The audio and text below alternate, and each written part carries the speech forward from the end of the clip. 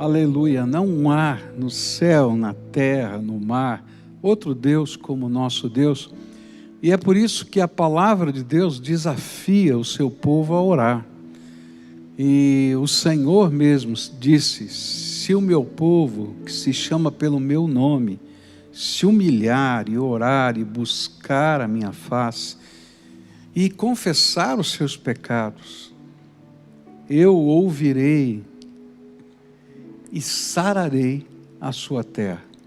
Esse é o desafio que a gente está fazendo aqui para você participar conosco desse grande movimento de oração, de intercessão pela nossa nação, pelas famílias, pela situação que a gente está vivendo. Eu estava vendo essa semana a reportagem e fiquei impressionado com o número de infectados no Brasil. Num dia, 89 mil pessoas pegaram Covid, num dia. E 2.700, não sei quantas, faleceram. Gente, se o povo de Deus não se curvar na presença do Senhor e clamar e orar, quem vai fazer isso? Esse Deus Todo-Poderoso pode intervir, eu creio nisso. E é por isso que eu estou desafiando você a formar uma unidade de oração. Você se inscreve aí nesse link que vai aparecer daqui a pouquinho para você, tá? E você vai se inscrever para formar uma unidade de oração. O que é isso? Você vai convidar mais 5 pessoas para orarem com você. Você marca o horário, pelo WhatsApp, você vai lá reunir aquelas pessoas e vocês vão levantar um clamor, vão colocar o nome de pessoas, né? Eu tenho desafiado algumas pessoas a orarem pelas pessoas que você sabe que estão passando por essa luta, pelos familiares, e ligar para elas, não é? E é interessante como as pessoas se sentem bem quando a gente liga e diz: olha, eu estou orando por você, estou me reunindo aqui com um grupo de pessoas, eu estou orando aqui por você. E a pessoa então vem e liga no dia seguinte: olha, eu estive lá no hospital, conversei, aconteceu isso, e a gente ora de novo, sabe? Palavra de Deus vai sendo transmitida devagarinho, mas o poder de Deus se revela de uma maneira sobrenatural. E é isso que eu queria desafiar você. Onde você estiver, forma aí uma unidade de oração, mais 5 pessoas, se inscreve para a gente saber. Nós já temos 500 unidades de oração funcionando, louvado seja Deus. Meu alvo é chegar a pelo menos 1.000, ou seja, 6.000 pessoas vão estar orando toda semana, todos os dias ali alguém vai estar orando. E daqui a pouco nós vamos começar a montar um relógio de oração, dizendo: olha, tal unidade está orando em tal horário, outra está orando em tal horário, em tal dia, e assim sucessivamente, para a gente cobrir as 24 horas do dia e pedir: Senhor, ouve o clamor do teu povo. E eu tenho certeza que algo extraordinário da graça de Deus vai acontecer. Primeiro na nossa vida, porque quem ora é abençoado, tá? E depois na vida dos outros por quem a gente está orando. E também pela nação, pelo mundo, por essa situação toda, para que os propósitos de Deus se revelem com clareza e o coração do homem seja transformado pelo poder de Deus. A gente está estudando sobre orações na Bíblia, personagens das Escrituras que oraram.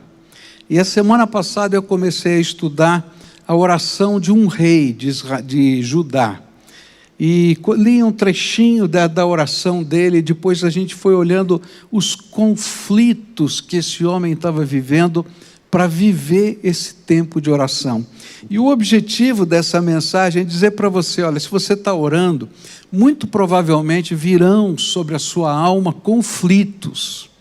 E a gente precisa lidar com esses conflitos dentro da nossa própria alma para poder continuar orando com fé. 2 Reis, capítulo 19, versículos 14 a 19, foi o texto base que nós começamos a ler. E depois a gente foi olhando a história do que estava acontecendo e os conflitos desse rei. A palavra do Senhor diz assim: Ezequias recebeu a carta das mãos dos mensageiros e a leu. E então subiu ao templo do Senhor e estendeu-a perante o Senhor. E Ezequias orou ao Senhor: Senhor Deus de Israel, que reinas em teu trono, entre os querubins, só tu és Deus sobre todos os reinos da terra. Tu criastes os céus e a terra. Dá ouvidos, Senhor, e vê, ouve as palavras que Senaqueribe enviou para insultar o Deus vivo. É verdade, Senhor, que os reis assírios fizeram de todas essas nações e seus territórios um deserto. Atiraram os deuses delas no fogo e os destruíram, pois não eram deuses, eram apenas madeira e pedra moldadas por mãos humanas. Agora, Senhor nosso Deus, salva-nos das mãos dele, para que todos os reinos da terra saibam que só tu, Senhor, és Deus. E a gente estava meditando aqui nesse texto e falamos um pouquinho da situação, não é? Senaqueribe, rei da Síria, ele dominou aquela região, invadiu o reino do sul, chamado Judá, e todas as cidades fortificadas de Judá foram derrubadas, foram tomadas pelo rei assírio, exceto uma, a cidade de Jerusalém. E quando então ele faz o cerco da cidade de Jerusalém, ele manda uma carta através dos seus generais, dizendo: olha, é melhor vocês se renderem, porque os deuses de todas as nações aqui não conseguiram deter o poderio do exército assírio, e não vai ser diferente aqui com vocês. Não se enganem, não se deixem enganar, e assim sucessivamente. Mas é interessante que na fala dessa carta, que promove, que provoca a oração de Ezequias, existem uma série de tentações que vão começar a trabalhar no coração de Ezequias. E na fala do próprio povo, algumas tentações que se conflitam com a fé no tempo de oração. E a gente olhou a semana passada a primeira tentação, a primeira luta do coração. Era: por que eu? E aí a gente aprendeu, né, que às vezes a gente tem esse sentimento: estou fazendo tudo certinho, estou orando, estou servindo a Deus, estou entregando o meu dízimo, estou fazendo assim, e olha, está vivendo essa situação na minha vida, o que está acontecendo? Por que eu? E aí nós olhamos na palavra de Deus as respostas de Deus para esse questionamento da alma. A segundo questionamento que estudamos foi uma acusação de Senaqueribe. Está dizendo: olha, você veio aqui tentando fazer uma reforma religiosa, tentando ensinar o povo aí a sua lei, e o povo adorava a Jeová, e eu disse para vocês que havia um sincretismo religioso, uma espécie de religião popular, que misturava a idolatria com a adoração ao Deus verdadeiro, a Jeová. Mas Ezequias foi e destruiu os altares espalhados dessa adoração popular e concentrou tudo no templo em Jerusalém. E a questão que foi levantada, em outras palavras, era: olha, você vive fé ou você é um radical religioso? E aí, está vendo? Isso está acontecendo é porque você é um radical religioso. E aí a gente começou a olhar as respostas da palavra de Deus para esse questionamento da alma. A terceira coisa que vimos a semana passada foi uma outra acusação feita pelo inimigo, Senaqueribe, a Ezequias, onde ele diz assim: você acha que não foi o Deus Todo-Poderoso que me mandou aqui para destruir tudo?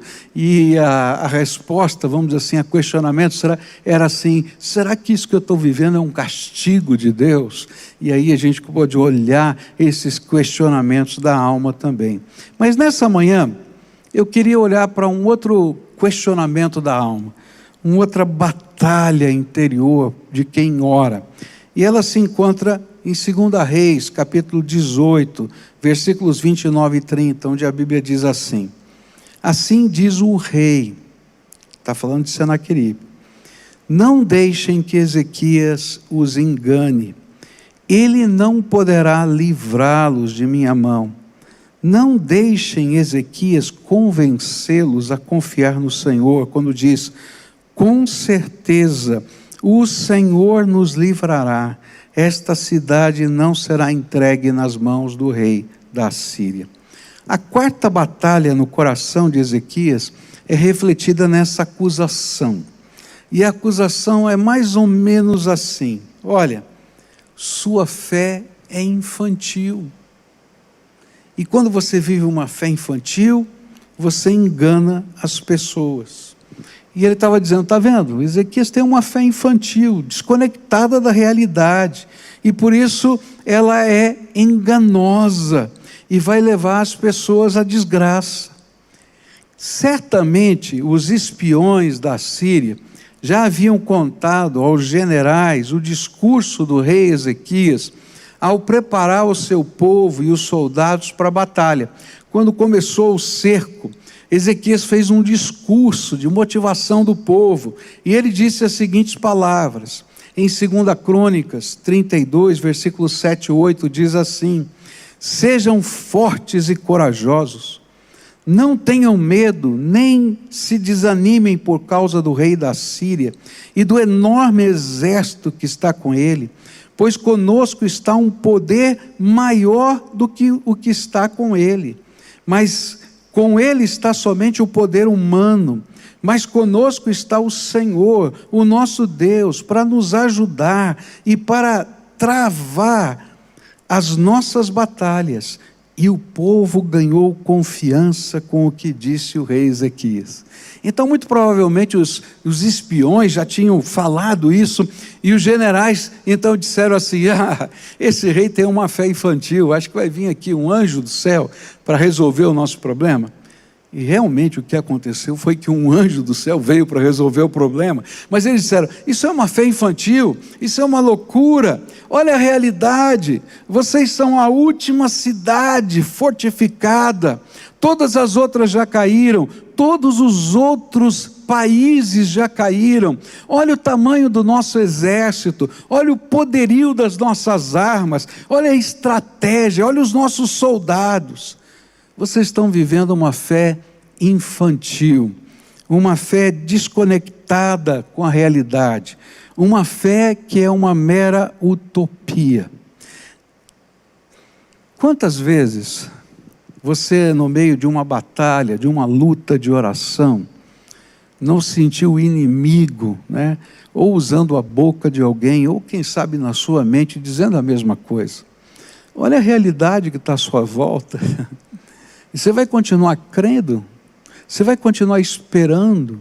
Você vai continuar colocando a sua força, a sua esperança, a sua crença em Deus? Essa é uma fé infantil. Olha para a realidade.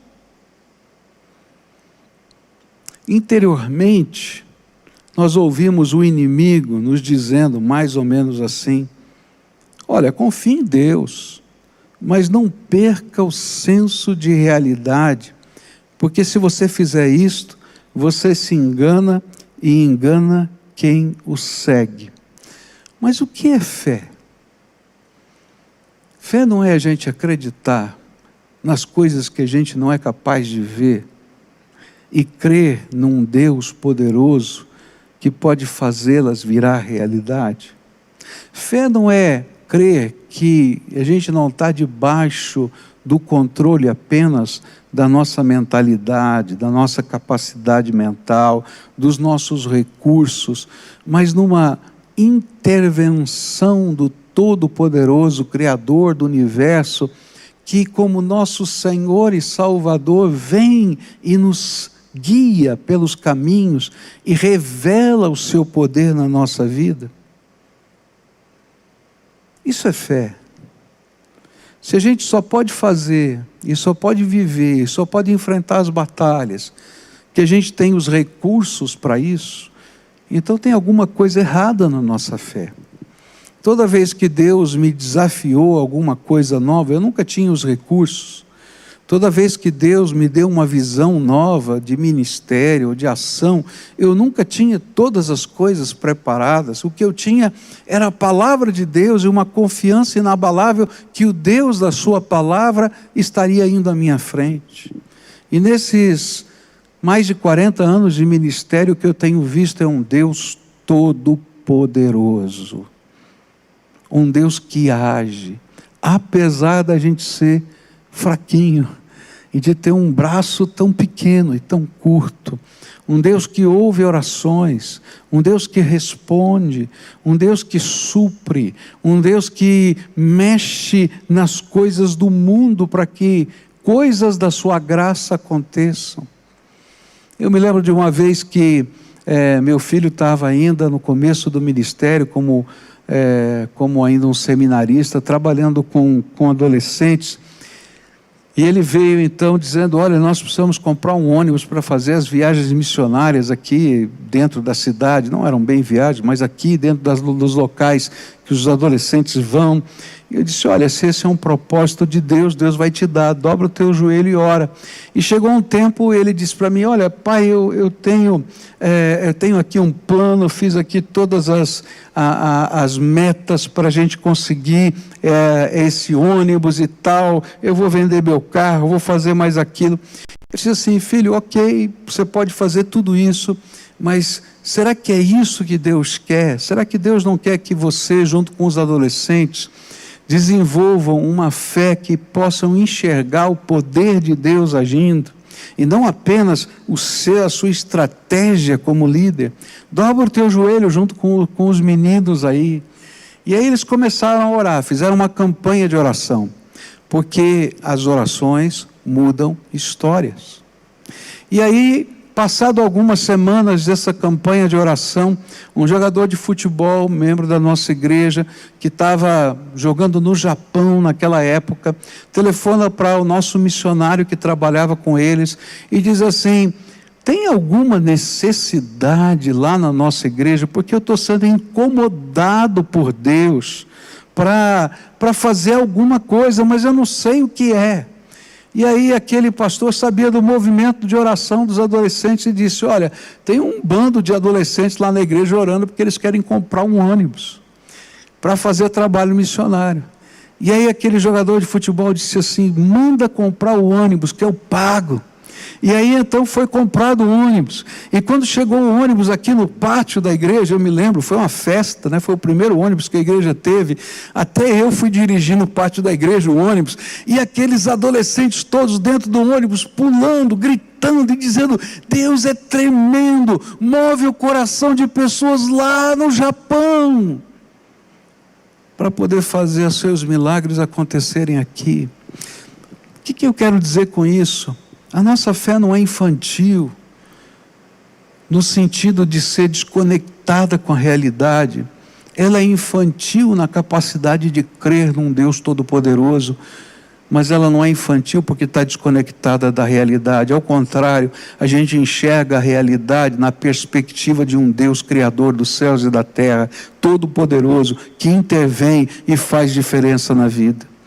Mas toda vez que você começar a orar, o inimigo, de uma maneira contundente, vai atacar a sua fé e dizendo, olha, você é um maluco, você é um doido que crê na intervenção de Deus. E aí foi exatamente isso que aconteceu. Olha só as palavras de Senaqueribe em 1 Reis 19, versículos 10 a 13. Digam a Ezequias, rei de Judá, não deixe que o Deus no qual você confia o engane. Olha que palavra dura. Não deixe que o Deus no qual você confia o engane. Quando diz, Jerusalém não cairá nas mãos do rei da Síria. Com certeza, você ouviu o que os reis da Síria têm feito a todas as nações, como as destruíram por completo, e você haveria de livrar-se. Acaso os deuses das nações que foram destruídas por meus antepassados as livraram? Os deuses de Gozã, Arã, Rezefe e do povo de Éden que estava em Telassar, Onde estão o rei de Ramate, o rei de Arpade, o rei da cidade de Sefarvaim, de Rena e de Ivá? O que é interessante aqui nesse texto é essa expressão do inimigo: não deixe que o Deus no qual você confia o engane. Olha que tentação. Por que você está confiando na promessa de Deus? Por que você está colocando com fé num Deus que você diz ser todo-poderoso, que diz que ama você? Não deixe ele enganar você. A realidade é essa mesmo. O apelo que a gente faz quando a gente caminha por fé é: não olhe para o gigante, mas olhe para Deus. Mas o apelo que o inimigo diz e apresenta para a nossa vida, nessa batalha espiritual dentro da nossa alma, é: olhe para o tamanho do gigante, porque o seu Deus é pequeno demais. Era isso que estava sendo dito. Olhe para o cenário, olhe para aquilo que está à sua volta, tenha bom senso, não tenha uma fé cega.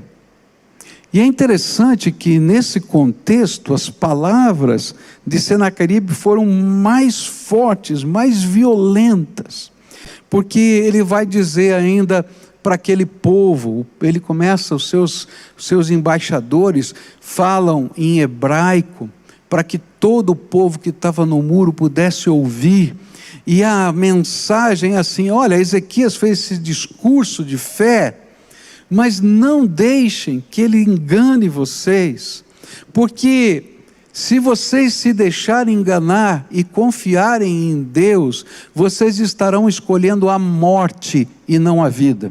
Mas se vocês se renderem a mim, eu vou desterrar vocês, vou tirar vocês daqui, vou levar para uma outra terra, tá? Vocês não vão permanecer onde estão, vocês vão perder as suas propriedades, mas vocês vão ficar vivos. Então escolham a vida e não a morte. Olha que luta, que batalha. E você está olhando os exércitos à sua volta, e você está vendo que é a última cidade, só tem um muro. Na verdade eram dois muros pequenos ali para separar o exército mais poderoso da terra contra uma cidade sitiada. E olha só o que ele vai falar: não deem ouvidos a Ezequias, 2 Reis 18, 31 a 32, assim diz o rei da Síria: façam paz comigo e rendam-se, e então cada um de vocês comerá da sua própria videira, da sua própria figueira, beberá água de sua própria cisterna, até que eu venha e que os leve para uma terra igual à de vocês, terra de cereais, de vinho, terra de pão e de vinhas, terra de oliveiras e de mel. Escolham a vida e não a morte. Não deem ouvidos a Ezequias, pois ele os está iludindo quando diz: o Senhor nos livrará. Agora, hoje a gente está milhares de anos depois desse evento, e é fácil a gente tomar decisões, né? Milhares de anos na frente, e sabendo o final da história, que o anjo do Senhor vai aparecer numa noite, e 85 mil soldados inimigos vão ser mortos pela intervenção do anjo do Senhor. Mas se você estivesse naquele muro, na cidade de Jerusalém, como é que você se sentiria? Sabe, porque cada um de nós, diante das lutas, dos problemas, das dificuldades, estamos assentados também nos muros da nossa vida, a enxergar o que está acontecendo à nossa volta e olhar para cima e dizer: em quem eu vou confiar? Naquilo que os meus olhos veem, ou naquilo que eu creio segundo a palavra e a promessa de Deus? E sabe, a palavra do inimigo ainda foi mais veemente. Ele vai dizer assim para aqueles homens que estavam sentados no muro: olha, não se deixe enganar, porque o cerco vai fazer vocês comerem as suas próprias fezes e beberem a sua urina, porque vai acabar a comida, vai acabar a água, e vocês vão morrer de fome e de sede, vão comer as suas próprias fezes e beber a sua urina. Isso está lá em 2 Reis 18, verso 27. E o comandante, porém, respondeu: será que meu senhor enviou-me para dizer essas coisas somente para o seu senhor e para você, e não para os que estão assentados no muro, que como vocês terão que comer as próprias fezes e beber a própria urina? Quantos eram os argumentos dizendo: não viva essa fé num Deus todo-poderoso, transcendente, que intervém e que faz diferença na nossa vida. Mas como não viver essa fé e continuar sendo um cristão?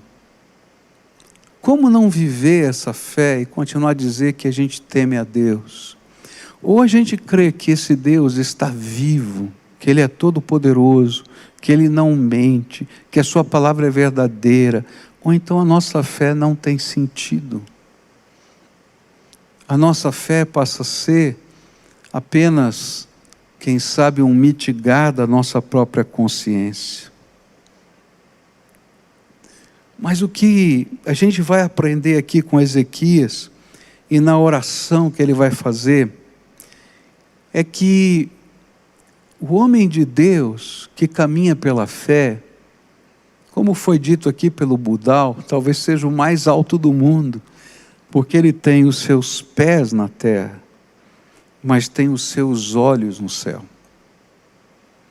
A gente não está desconectado dos problemas, das lutas, das dificuldades. A gente não vive num oásis, ou quem sabe numa ilha, mas a gente está no meio dos problemas, no meio das lutas, mas a gente é capaz de olhar para o céu e crer num Deus todo-poderoso que intervém. E quando a gente começa a viver isso e ter uma vida de oração, a gente vai ter na nossa própria história as marcas do poder de Deus. E se você é capaz de lembrar na sua própria história, quantas vezes Deus foi capaz de intervir, quantas vezes Deus foi capaz de abrir portas que estavam fechadas, quantas vezes Deus foi capaz de entrar no meio das situações. Eu não estou dizendo para você que você não teve problemas na vida, mas eu quero dizer para você que você se viveu pela fé e tem vivido pela fé, conhece o Deus Todo-Poderoso e tem as marcas de Jesus na sua história. O Senhor vai escrevendo a sua história. Não quer dizer que a gente não tenha reveses na vida. Certamente os teremos, mas não os teremos sozinhos. Andaremos no poder do Espírito de Deus e seremos sustentados por esse Deus Todo-Poderoso. Quando eu estava visitando aquelas pessoas que a igreja ajudou na Síria, e vocês nos ajudaram a levantar ofertas para a gente reconstruir casas, e hoje ainda pessoas contribuem para que a gente possa manter viúvas ali naquela região do mundo. Eu quero dizer para você que eu fiquei impressionado. 7 anos de guerra. 7 anos de guerra. E aquele povo lá. E eles disseram, e eu perguntava, mas como é que vocês conseguem comida? Como é que vocês conseguem isso? Como é que... Eles disseram assim, olha, Deus nos supriu. Como Deus nos supriu? Olha, a gente plantava no fundo do quintal uma horta, e Deus fazia produzir a horta. A gente tinha galinhas, e Deus fazia multiplicar as galinhas. Deus levantou gente no mundo inteiro que mandava ofertas, entre eles nós também. E nós saímos por trilhas, e íamos até o Líbano, para poder trazer os alimentos por essas trilhas, no meio dos exércitos, e o Senhor nos guardou, e a gente trazia um pouco de óleo, um pouco de macarrão, um pouco de farinha de trigo. 7 anos, o Senhor estava presente, e sabe o que eu vi naquele povo, no meio da guerra, casas destruídas? Alegria, porque eles conheciam o poder do Deus vivo. E quando eles foram cercados pelos 2 exércitos, o exército islâmico, né, do ISIS, e o exército dos revoltados ali do próprio país, porque os únicos que davam segurança aos cristãos da Síria era o exército da nação, o exército oficial. E o exército oficial saiu. E eles disseram: e agora? Em cima daquela montanha tem um exército, embaixo da montanha tem outro exército, e quando eles chegarem aqui, vão nos matar porque somos cristãos. E começaram a orar, e sabe o que Deus fez? Deus tocou o coração do general do exército regular da Síria. Ele abriu o arsenal, armou todos os cristãos e disse: eu não vou dar arma para nenhum outro que não seja cristão. Mas eu vou dar armas e munição para vocês, porque eu sei que vocês não vão se bandear nem para um lado nem para o outro, porque eles vão te matar. Então protejam as suas famílias. E quando os dois exércitos perceberam que as fronteiras daquela cidade estavam armadas pelos cristãos, nenhum deles quis entrar naquela cidade. Não houve guerra naquele lugar. Deus é tremendo. Uma das grandes batalhas no coração de quem ora está em crer que enfrentamos as nossas lutas na perspectiva do céu e não da terra. Na perspectiva da terra, a gente já sabe que nós estamos derrotados, mas na perspectiva do céu, sabemos que contamos com os recursos ilimitados que vêm do Todo-Poderoso. Então eu quero dizer para vocês que na história da nossa igreja aqui, quantos foram os filhos perdidos que foram achados? Gente que estava afastada e por causa da oração o Senhor trouxe de volta. Quantos foram os casamentos quebrados que Deus restaurou? Quantas já foram as intervenções do Senhor na minha vida e na sua vida?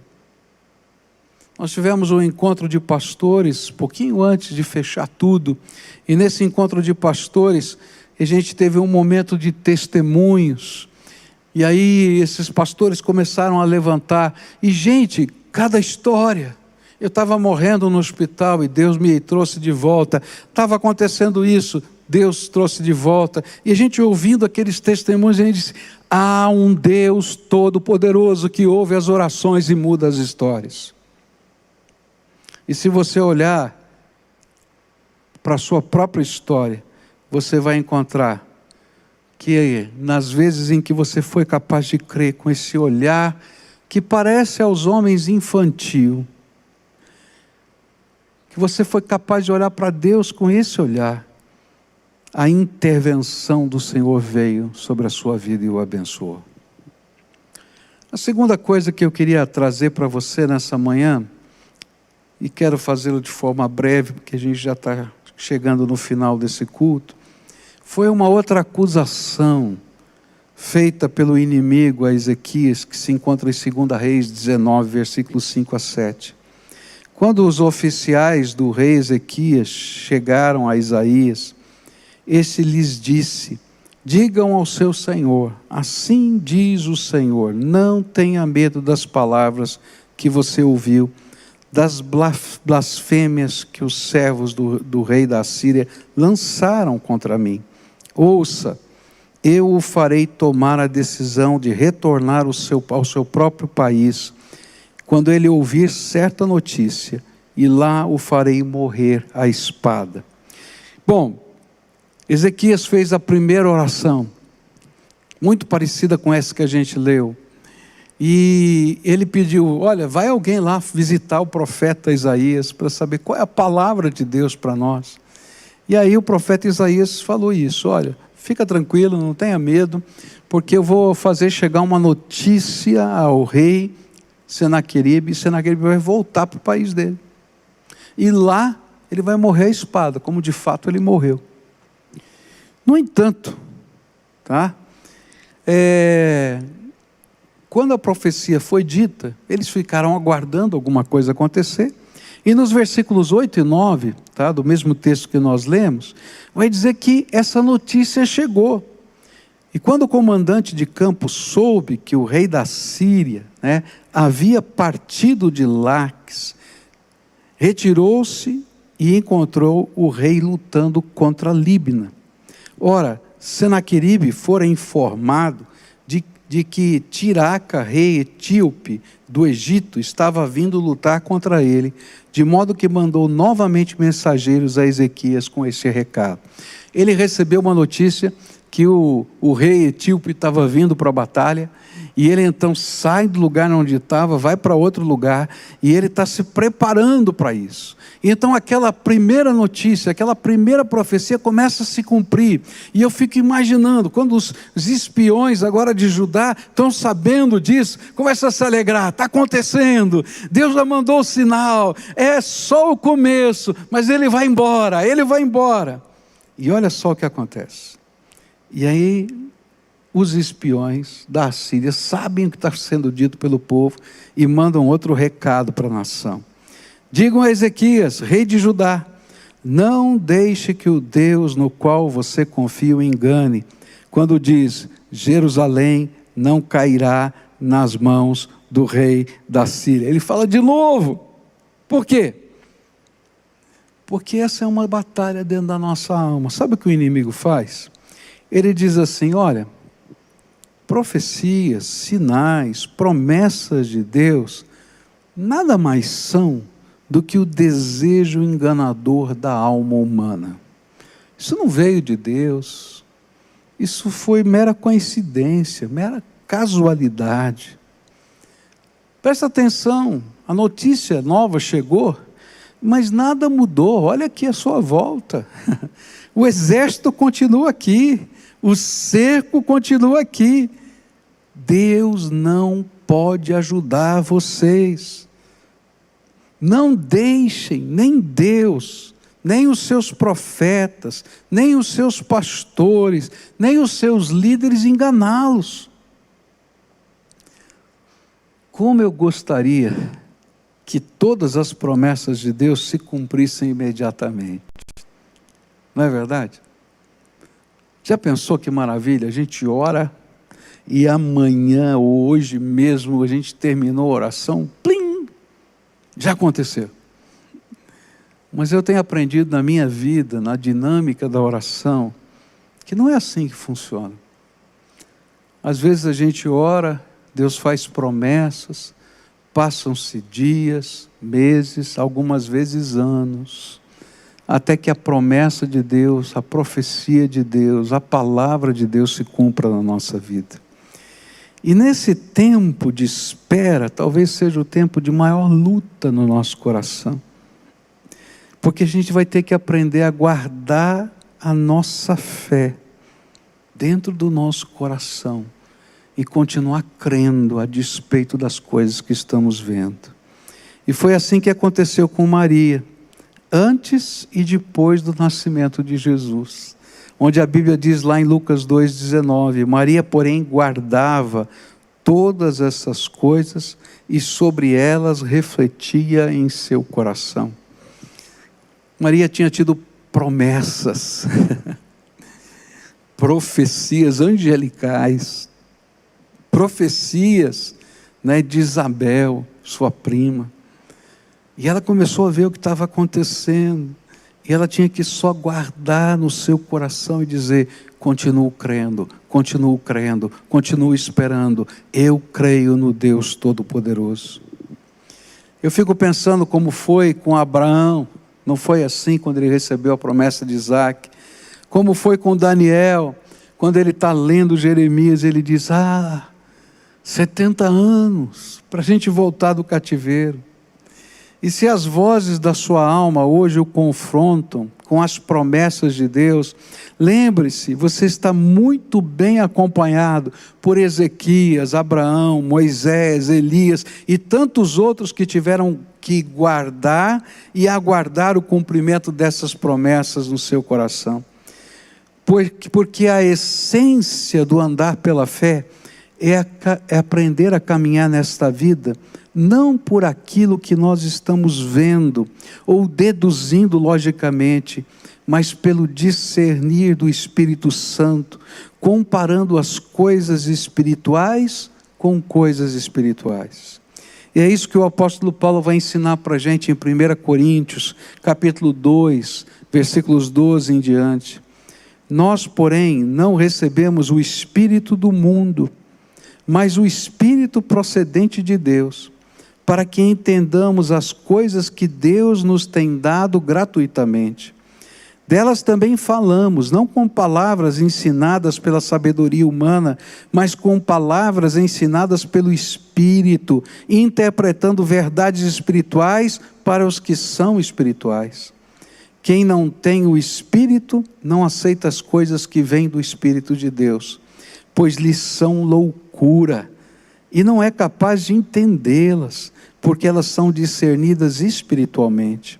Mas quem é espiritual, discerne todas as coisas, e ele mesmo por ninguém é discernido, pois quem conheceu a mente do Senhor para que possa instruí-lo? Nós, porém, temos a mente de Cristo. Olha que coisa tremenda. Nós, porém, temos a mente de Cristo. Paulo ainda vai dizer em 2 Coríntios 5, 7, porque vivemos por fé e não pelo que vemos. O que a palavra de Deus vai nos ensinar é que os vitoriosos são aqueles que não se deixam levar pelas batalhas da alma, mas continuam firmes na sua jornada de fé. Nessa manhã eu queria orar por você, como a gente sempre faz em todos os cultos. Talvez você esteja vivendo um tempo difícil, depois de um ano, de isolamento social, uma segunda ou terceira onda nos faz então ficar ainda mais reclusos. Talvez você esteja vivendo um tempo profissional muito complicado. Talvez você esteja vivendo como um empreendedor um tempo de grandes desafios.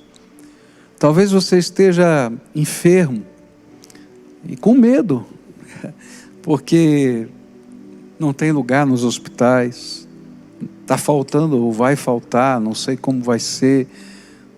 A gente ouve tantas notícias. Será que vai ter oxigênio para todo mundo? Mas eu vim aqui hoje dizer, independente do cenário, há um Deus Todo-Poderoso que ouve e responde às nossas orações. Independente das vozes que labutam dentro da nossa alma, dos conflitos dentro de nós, há um Deus que intervém. Às vezes Ele manda só um maná para a gente, como eu vi naqueles homens e mulheres da Síria, que tinham algumas verduras no fundo do quintal, algumas galinhas, um pouco que vinha de macarrão, óleo, farinha e etc., comprados por ofertas que vieram do Brasil e de outros lugares do mundo. Mas elas chegavam lá, a despeito de todo mundo dizer que era impossível, porque homens de Deus atravessavam as linhas inimigas trazendo aquela comida, colocavam na igreja e repartiam uns com os outros. E durante 7 anos, aquele povo foi sustentado assim. Eu não sei quanto tempo ainda vai durar essa situação. A minha oração é que terminasse hoje, que terminasse amanhã. E eu vou continuar pedindo, me colocando na brecha, todo dia. E a gente está levantando esse povo aqui para orar, porque a gente crê num Deus Todo-Poderoso, que pode fazer isso do dia para a noite. Mas enquanto nós estivermos no meio dessa batalha, o Deus Todo-Poderoso vai marchar junto com a gente, um dia de cada vez. E hoje eu vim aqui desafiar você a colocar a sua fé, a sua esperança. E ainda que os outros digam que é uma fé e uma esperança infantil, eu prefiro ser como uma criança no colo do Senhor Jesus, do que ser um adulto perdido nesse mundo.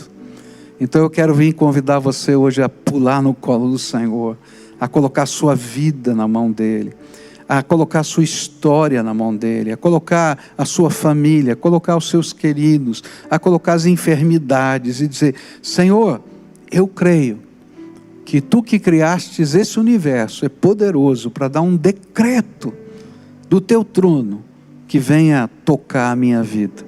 Quem decreta é Deus, não sou eu. Mas eu creio que Ele é poderoso para fazer esse decreto.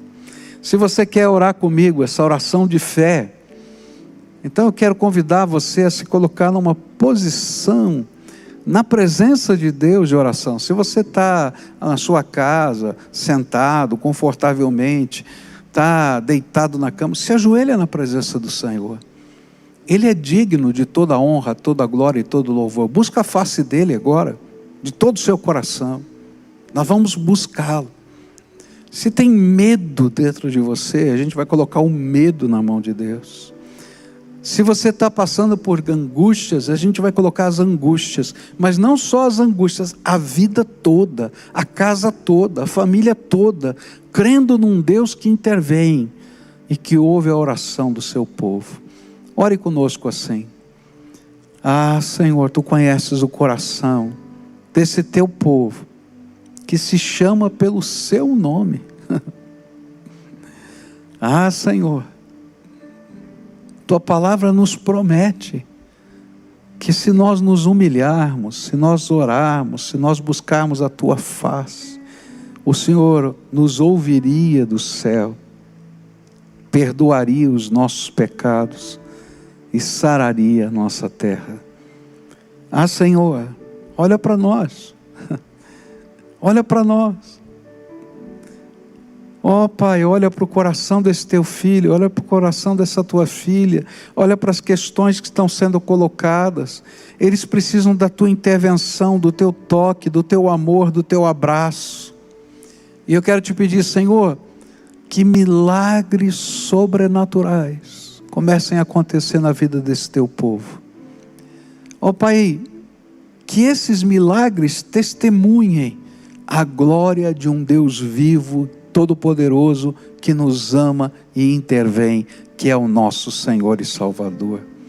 Nós oramos em nome de Jesus, porque só Ele pôde abrir a porta da sala do trono para nós. Ele é o único mediador entre Deus e os homens. Ele é o meu sumo sacerdote. E é por isso que nós oramos em nome de Jesus. Vem, ó Espírito Santo de Deus. Vem, ó Espírito Santo de Deus, sobre o Teu povo e abençoa. Abençoa, abençoa. Oh Pai, eu quero orar por enfermos aqui hoje. Tem gente doente que está ouvindo essa mensagem.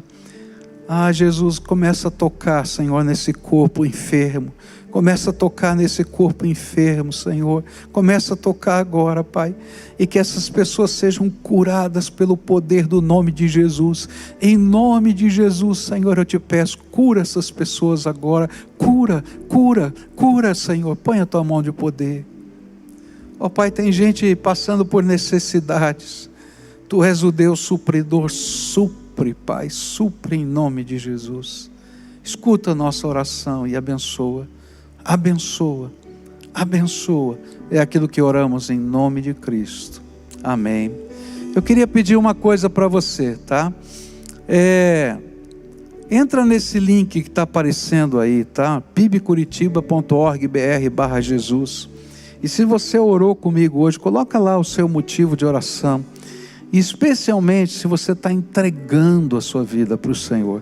Você está colocando não apenas os problemas, as angústias, mas a vida inteira. Coloca na mão de Deus. E nos permita, como igreja, mesmo usando os meios eletrônicos, acompanhar você, orar por você, saber das suas lutas, ensinar a palavra de Deus para você. Nesses meios eletrônicos, a gente perde o privilégio de dar um abraço, de falar com as pessoas, fica tão impessoal, e esse é um jeito que a gente vence essa barreira, e isso se torna um relacionamento de família, família de Deus. Que Deus abençoe você.